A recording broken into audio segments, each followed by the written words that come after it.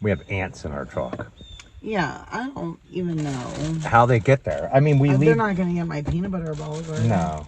I left a soda can here, and I guess they crawl up through the tires and into the... I think a lot of times when we pick up debris and throw it in the back of the truck, and I leave the branches and stuff there for a couple days, if it has ants in it, they'll come. But these are the little, really little tiny ones. Yeah, well, what do you call them? PETA ants? Some people call them piss ants.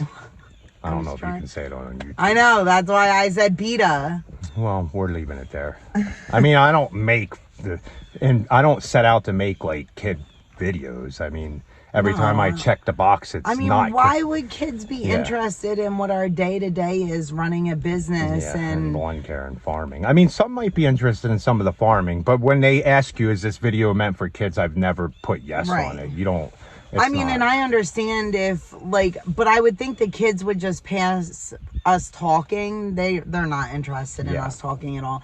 And then they would just go to like the mowing or the trimming aspect of it. But But we are out here.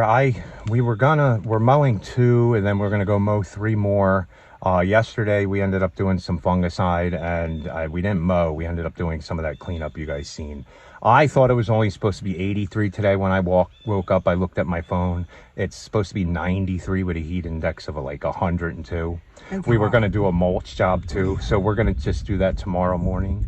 And the lawns are starting to suffer from being so extremely hot, and now some people haven't had rain in 5 days, and that hurts the lawn. Some people haven't had rain in 14 days.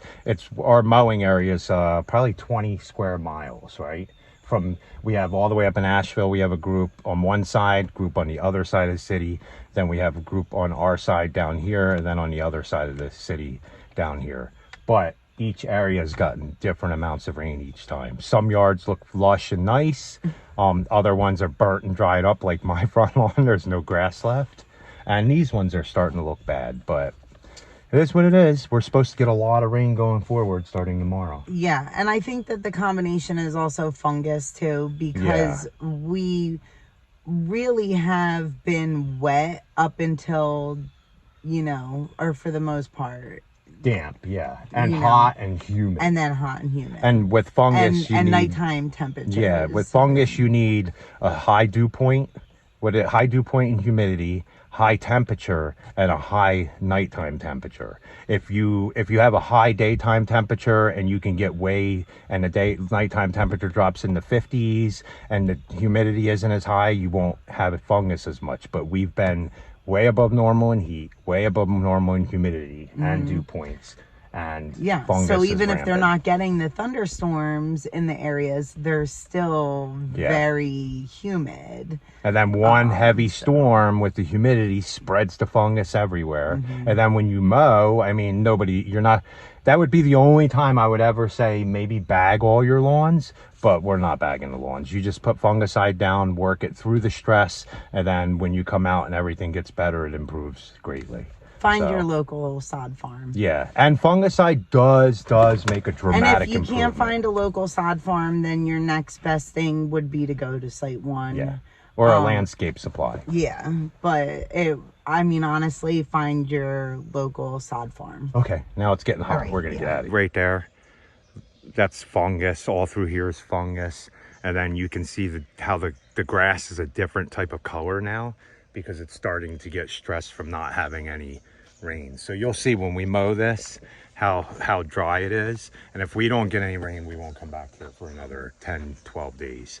This has been, I think, 13 days, 12 days, and look at it. Say, not good. And back of this one she's working on now.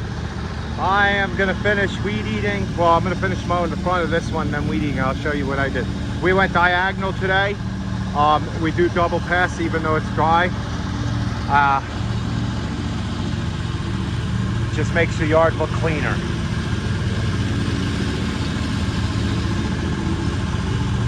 Oh man, you wouldn't believe on YouTube, guys, how many comments we get that the way we mow, we're gonna rut up all our clients' yards. I think it's funny. We've been mowing every client we have, we've been mowing for now 10 or 15 years, and there's not one rut in their yard. People are funny on this social media. Maybe it's the mower we have. Maybe they have a mower with skinny wheels and they destroy their clients' lawns doing it the way we do. I have no idea, but we don't get ruts. Or maybe they mow in the rain. We have a little weed eating to do when it's just dry. I don't weed eat so much, only sidewalks and edgeways. Let the grass grow a little better. Nice. Fungus. There you go, Rachel's blowing everything off. We're done these two. We'll stop back at the house for a little bit, and then we'll go do 3 more. Another one. This is the second. No, this is the third or fourth, man. They fall. Every time we come out in the morning and we move our mowers, eggs fall off of them. A couple times we started pulling away with her on the mower. Yeah, this morning I heard quack, quack, quack, and I look and she's running up the driveway. She jumped off of Rachel's trailer. I think she goes under your deck and lays them. Right? On the wood? My daily egg from one of my girls. Oh, it's cracked. Oh, because we were riding over the bumps. Yeah, she lays an egg every day. Come back, we're mulching this whole area here. Mulching right over to that patio over there you see. And I'm gonna clean out the grooves and reseal that patio with some gator stuff that I have. And then we'll be done this job. But we mowed all this and I gotta spray everything in the beds with tenacity. I like using tenacity over Roundup because tenacity will kill most of the things. That is right over our house and it is pouring, so I hope it stays there for a couple minutes, doesn't move out, and gives us at least a half inch, not no 5 inches, just a half inch should be fine. The storms that they've been getting up there, but we've been dumping like a half inch snow, but look. Look how dark it is though, oh my goodness. Right?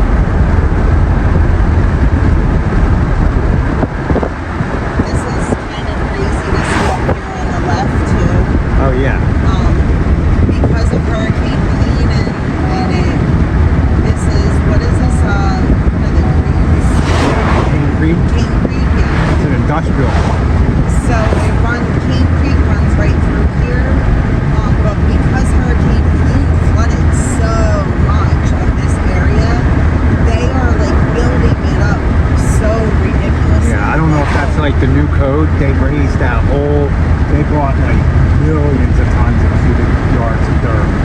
Look, when we come over here too. Right. That's the river. Actually, this is great. Yeah.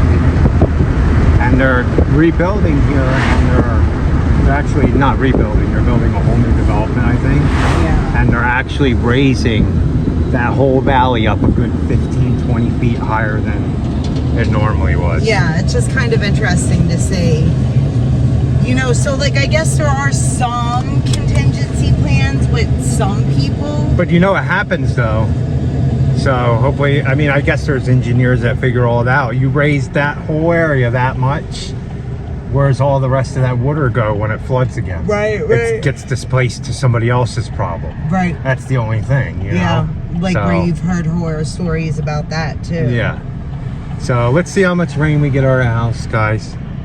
This out too a while ago, and over up on that hill now, you can like see everything, but look. Yeah. You want to show them? Oh. If we can make this turn, hopefully. It's a pretty view. This is Asheville Airport, if you guys just found us. Yeah, this is Asheville Airport.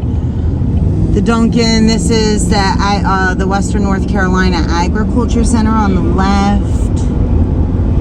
Our house is over there on the right. Yeah, so Our house is between that 2 mountains there. yeah, The big one and the one on the right. where it looks like it's raining, hopefully. Yeah, I hope so. Sometimes we can get cool videos of The airplanes land. yeah, No airplanes but today. no planes today. But look how blue and then really dark. Pretty sunset. Alright, let's look in the front. To the front, to the front. I'm hopeful.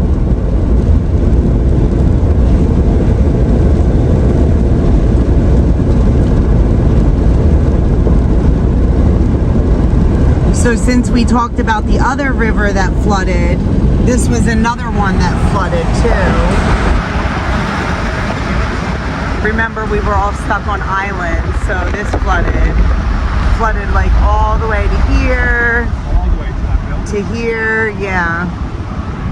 So just because we talked about the other one, I wanted to just show you, you know, you guys, when you don't see it personally, you don't really comprehend. I don't think I'm having a hard time still comprehending it 9 months after Hurricane And then we see Helene. this Texas flood. Yeah. It's just like, it brings you back to, like Rachel said, if you have not experienced a devastating natural disaster in your lifetime, I mean, not like you live within 150 miles of it, but like been in the middle of it, like we were.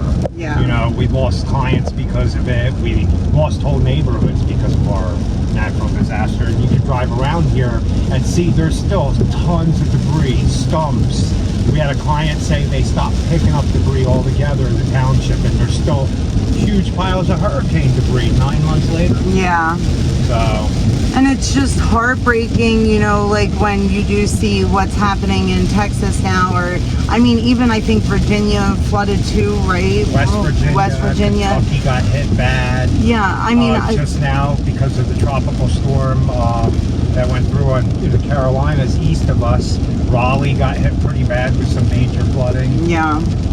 So I mean, gosh, Just be all you careful out can, there. yeah, all you can really do is be careful. And You see an alert on your phone, I don't care if it ain't gonna happen for 2 hours later, 4 hours later, you need that alert. Be careful. it really did bring me back to the day before Hurricane Helene. We had I wish yeah. I would have recorded. We had hundreds and hundreds of alerts. We even had alerts from the weather service that said that we were in a 500-year plane. Yes, They had anybody maps all in up and ready. Yep, anybody in the 500-year floodplain was evacuated, and you know, mandatory evacuations were going through. And I remember Carl, Kayla, and myself all checking multiple times just to make sure that we weren't in the floodplain. Never did we expect that though.